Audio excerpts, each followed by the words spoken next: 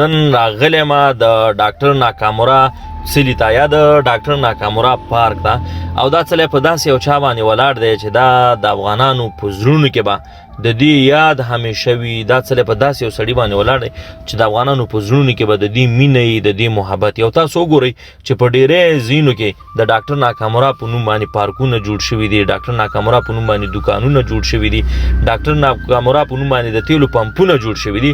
نو واقعا ډاکټر ناکامورا هغه څوک دی چې ټول افغانان ورسره مینه لري او د افغانانو په زړونو باندې ډاکټر ناکامورا مړ دی خو اوس هم د افغانانو په زړونو کې ژوندی دی. او تاسو په افغانستان کې لیدلي چې زیاتره دغسې څلي د وطن په لوټمارانو او غلو باندې ولاړ دي. او که د دې لیدل تاسو غواړئ تاسو د کابل شیرپور تپې ته ورشئ او هلته بیا تاسو وګورئ چې دغسې څلي په څومره خاینانو باندې ولاړ دي. خو نن زه په دې باندې یقیني یم چې دغه څلي کې کومه تیږه استعمال شوې ده، کومه خاوره استعمال شوې ده، کوم سیمټ استعمال شوي دي، یقینا چې دا هم خوشحاله چې موږ واقعا په یو مستحقه سړي باندې ولاړ یو. ډاکټر ناکامورا هغه څوک و چې د جاپان څخه افغانستان ته راغی او غوښتلي چې افغانانو ته ښه ژوند برابر کړي، د سهولت څخه ډک ژوند ورته برابر کړي او د افغانستان د دې وران او د دې لوټي لوټي وطن د آبادۍ او د سوکالۍ اتلو د زرغونتیا نشته دی دا اول ژوندون پکړی توپک موپک نه پکړی کنه دا ژوندون پکړ دی کنه دا زما طریقه دی چې دغه شند کومک دا اتلو. ډاکټر ناکامورا چې دلته دا کم پارک کې زه ولاړ یم او تاسو ګورئ په دغه پارک کې 6,80,000 نیالګي نال کړي دي. نو واقعا چې ډاکټر ناکامورا د سمسورتیا اتلو، د آبادۍ اتلو، د ترقۍ اتلو او د پرمختګ اتلو.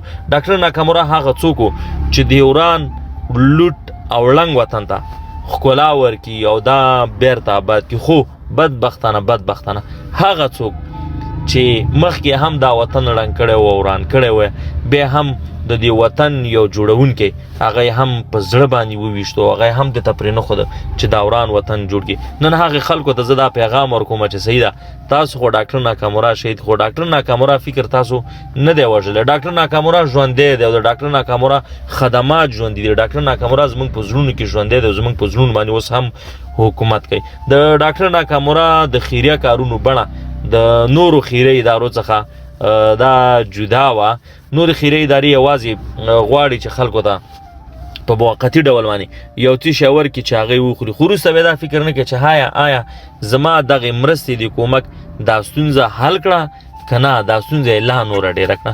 طبعا چې هغه خلک چې هغه خیریه ادارې چې خلکو ته یو معمولي مواد ورکوي په دې باندې زه یقیني یم چې دا ستونزه ډېرېږي ځکه چې افغانان سوالګر کېږي. خو ډاکټر ناکامورا هغه څوک و چې د دې ستونزې د افغانانو د ولږې د فقر د ستونزې د حل دپاره یو دایمي حل لټوه او د دې دپاره د کونړ سیند څخه 15 کیلومتره نهر راجي که او هماغه و چې دا نهر د دې سبب شو چې زرګونه جریبه ځمکه ورباندې آباده شو. هغه ځمکه ورباندې آباده شوله چې د 2000 کال څخه وړاندې په دغه دشته باندې په دغه پارک باندې دغه ښکلې سیمه چې تاسو ګورئ دا زه چې ورباندې ولاړ یم په دې ځای کې به مرغۍ د تندې مړه کېدلې، مرغۍ به د دې ځای څخه تښتېدلې. خو خوشبختانه نن پکې ژوند دی، نن پکې پارک دی، نن پکې ښکلا ده.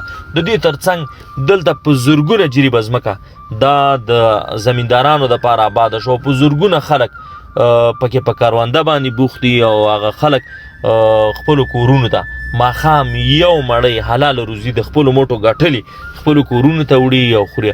نو واقعا د ډاکټر ناکامورا په خدماتو باندې د ډاکټر ناکامورا په کړي خدمت باندې چې هر څومره خبرې وشي که نه نو دا به کمي. خو زه افسوس په هغه چا باندې کومه چې ځان ته اوس هم کله ناکله بعضې خلک غږو کې چې یاره موږ پسې ولس ولاړ دی او موږ پسې خلک ولاړ دي، یا په تیر کې به تاسو لیدل چې ډېرو خلکو به ځان د دې ولس واقعي خدمتګاران یادول. هغه خلک په دې وطن کې نشته دی یا مړه شوي دي یا هر څوک د سلیم ورباندې جوړ دي، خو نن یې څوک نه یادوي. افغانان هغه څوک یادوي چې چا ورته واقعي خدمت کړی. واقعي خدمت چې دی دا انشاءالله تعالی دا نه پټېږي، دا د ډاکټر ناکامورا خدمات دي چې اوس هم ژوندي دي او د افغانانو په زړونو کې به تلپاتې نه یوازې د افغانانو په زړونو کې پاتې بلکې موږ تاسو دغلته عملی مثالونه ګورو. ډاکټر ناکامراد افغانانو سره ډېره زیاته مینه لرله. د دې ترڅنګ چې ورته پارک جوړ کړي، ورته خرابې ځمکې آبادي کړي، ډاکټر ناکامراد الحمدلله افغانانو ته جومات جوړ کړی دی، افغانانو ته مدرسه جوړه کړې ده. نو واقعا د ډاکټر ناکامراد یادونه به زموږ په زړونو کې تلپاتې او همیشه به ډاکټر ناکامراد سره د دې چې هغه شهید شو او موږ یې د هغې کورنۍ ته یعنې ډاکټر ناکامراد لور ته او د هغې ښځې ته موږ د هغې مړی په تحفه کې ورکړو. خو د ډاکټر ناکامراد لور اوس هم په دې هڅه کې ده چې د ډاکټر ناکامراد نیمګړي کارونه هغه په افغانستان کې تکمیل کړي او خوشبختانه د هغې لور یا د هغې موسسه اوس هم په افغانستان کې لګیا ده او د آبادۍ او د ترقۍ کارونه کوي. که چېرته هغه خلکو چې د افغانستان کې ورسره واګي او چاري نن درته دا پیغام در کوم که په واقعي توګه هم خدمت وکړه که نه، تاسو به مړه استئ خو انشاءالله تعالی زموږ په زړونو کې به ژوندي استئ او موږ به هم یادو. ډېره زیاته مننه. السلام علیکم.